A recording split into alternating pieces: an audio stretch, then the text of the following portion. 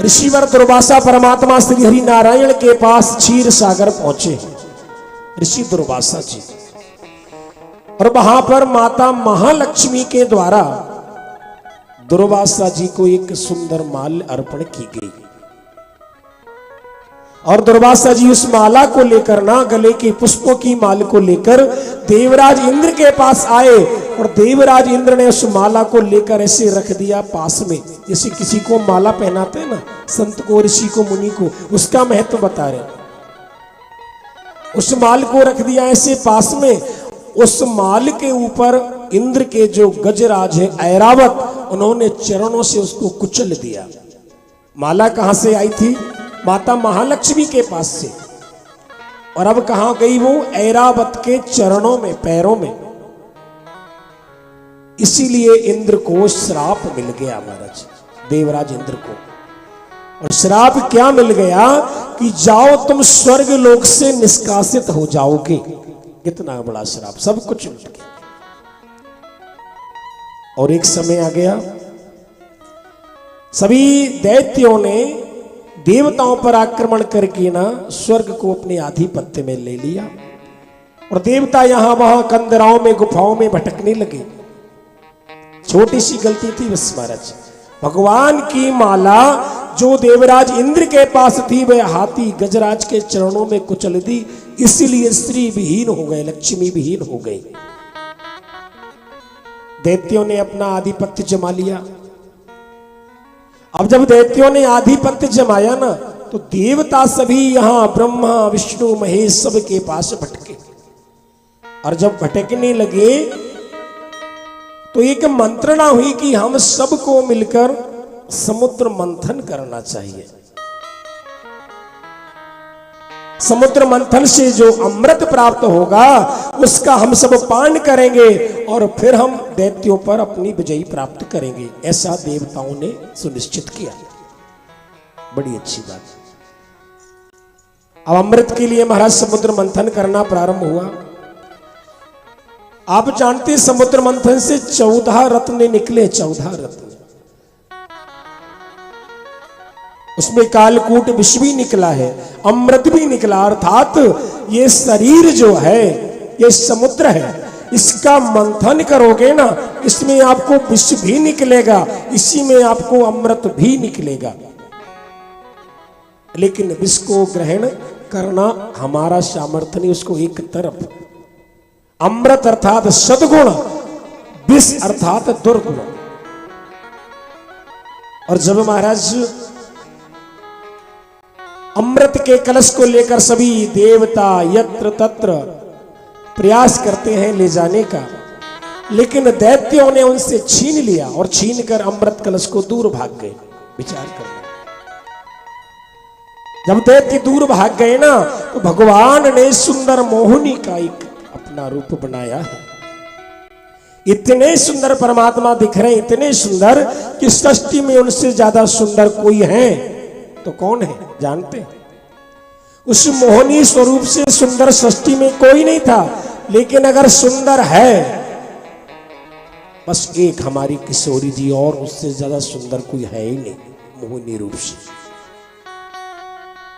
क्योंकि जब परमात्मा ने मोहिनी रूप बनाया ना, देखिए देवताओं का कैसा हाल। प्रत्येक देवता यह सोचता है कि यह सुंदरी हमारी पत्नी बने। हर देवता का यही भाव, सब कामांध हो गए। विचार करने की बात है। ये जो काम क्रोध मद लोभ है ना, ये नरक के रास्ते हैं। लेकिन इन रास्तों पर चलने के लिए व्यक्ति कब अग्रसर हो जाए उसे पता भी नहीं चलता। सभी देवताओं ने विचार किया यह मोहिनी स्वरूप हमारी अर्धांगिनी हो, पत्नी हो। लेकिन उस चराचर में, सृष्टि में मात्र एक देवता थे जिन्होंने ये विचार किया, ये मोहिनी जो जितनी सुंदर दिख रही ना, ये पत्नी नहीं, अर्धांगिनी नहीं, बल्कि हे प्रभु मेरी पुत्री बनकर मेरे यहां पर आ जाए, मेरी पुत्री बने। विचार करने की बात है। सभी देवता, वरुण अरुण ना इंद्र ना, समस्त देवता उस मोहिनी को देखकर, सभी दैत्य उस मोहिनी स्वरूप को देखकर कहते हैं कि हमारी अर्धांगिनी बने, पत्नी बने। लेकिन उसी समय सूर्य देवता जो हैं, उन्होंने विचार किया कि ये सुंदर स्वरूप जो है मेरी पुत्री का हो, ऐसी मेरी पुत्री होना चाहिए। भगवान वहां ध्यान नहीं देते कि कौन क्या सोच रहा है क्या नहीं, लेकिन जो सत्य सोचेगा, भगवान के लिए सोचेगा, नीति की बात सोचेगा, भगवान वहां पहले ध्यान देते। परमात्मा नारायण का कहीं और ध्यान नहीं गया, लेकिन सूर्य देव की ओर ध्यान गया, क्योंकि उन्होंने सोचा था ये हमारी पुत्री बने। तो भगवान ने जाकर कहा सूर्य देव से कि हे विवस्वान, हे सूर्य, आपने इच्छा की है कि ये मोहिनी स्वरूप आपकी पुत्री बने। बोले हां ठीक है, ये मोहिनी स्वरूप से भी अधिक सुंदर पुत्री आपको प्रदान होगी, मोहिनी स्वरूप से भी अधिक। सूर्यदेव ने कहा बड़ी कृपा है भगवान, हो जाए, लेकिन होगी द्वापर में जाकर। ठीक है प्रभु। समय बीत गया महाराज, समुद्र मंथन चल रहा था। देखो समुद्र मंथन चल रहा है, लेकिन जैसे ही सूर्य देव को ये वरदान परमात्मा ने दिया ना, समय बीता, सूर्य जो है विवस्वान हुए, और वही जाकर जब वृषभानु हुए ना, वृषभानु सूर्य देव का अवतार, तो वृषभानु जी ने कीर्तिदा, उनकी धर्मपत्नी, उनके यहां पर कन्या नहीं थी। उन्होंने विचार किया कि मेरे यहां पर कन्या होगी। भगवान ने आशीर्वाद दिया, वरदान दिया, और महाराज देव ऋषि नारद से कहा कि मेरे यहां कन्या कब होगी। भगवान भूल तो नहीं गए कहीं वरदान देकर। देखो देव ऋषि नारद कहते हैं कि भूलना हमारा काम है। वो नहीं भूलते, भूलना हमारा काम है, आप उनको स्मरण तो करो।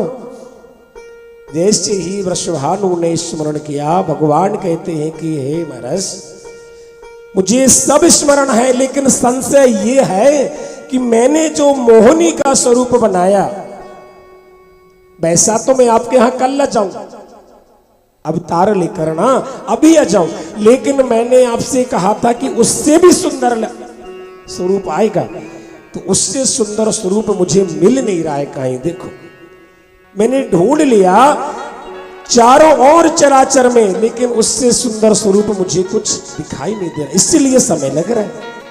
विचित्र बात है ना, भगवान कहते।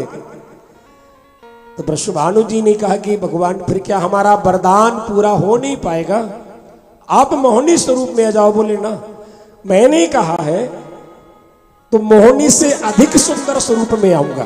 देखो अब एक दिवस हमारे कन्हैया जी बैठे हैं गौलोक में, और बैठे बैठे विचार कर रहे हैं कि वृषभानु के यहां पर किसको पहुंचाऊं, कैसे पहुंचाऊं, मोहिनी से ज्यादा सुंदर होना चाहिए।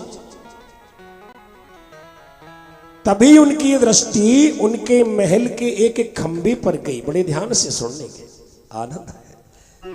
बोलिए वृंदावन बिहारी लाल की।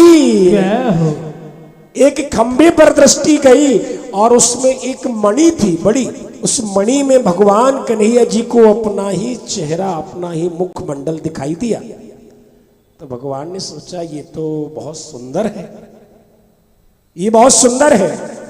और भगवान गए, कहीं काजल ले लिया हाथ में, ना कहीं और श्रृंगार का सामान ले लिया, बिंदी ले ली महाराज, और ले जाकर मणि में जो भगवान का मुखमंडल दिख रहा था ना कन्हैया जी का, उसका श्रृंगार कर दिया।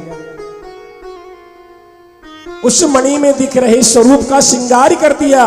और श्रृंगार करने के बाद कहते हैं हाँ ये बहुत सुंदर है। अपने हाथों से श्रृंगार किया, अपने हाथों से। और चेहरा किसका? स्वयं का। स्वयं के चेहरे का उस मणि में देखते हुए भगवान ने श्रृंगार कर दिया, बहुत सुंदर है।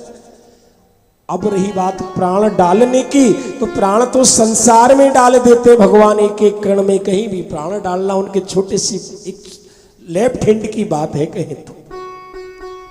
और उस मणि में दिख रही सुंदर छवि को परमात्मा ने प्राण झोंक दिए।